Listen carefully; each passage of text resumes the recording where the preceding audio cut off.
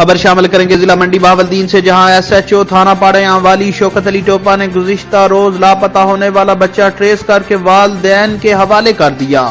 D P او ناصر خان سیال کی ہدایت پر D S P Iftikhar Ahmed Wariah کی قیادت میں ایس ایچ او تھانہ پاہڑیانوالی شوکت ٹوپہ نے 24 گھنٹے کے اندر جدید ٹیکنالوجی کے استعمال سے بچے کو ٹریس کر کے والدین کے حوالے کر دیا۔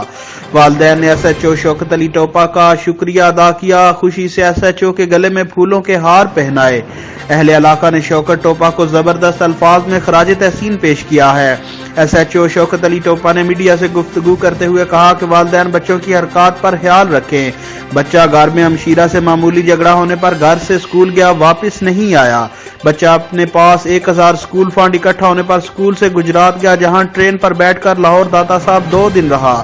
باپ کو شبہ ہوا کہ نامعلوم افراد اس کے بیٹے کو لے گئے۔ باپ نے فوری طور پر پولیس کو اطلاع دی۔ تھانہ پاہڑیانوالی پولیس نے فوری طور پر مقدمہ درج کر کے کارروائی شروع کر دی۔ پولیس نے جدید ٹیکنالوجی کے بدولت بچے کو ٹریس کر کے والدین کے حوالے کر دیا۔ کیمرہ مین تنزیل اشرف کے ساتھ مجزین حسین بلال، جیو ایکسپریس نیوز، منڈی بہاولدین۔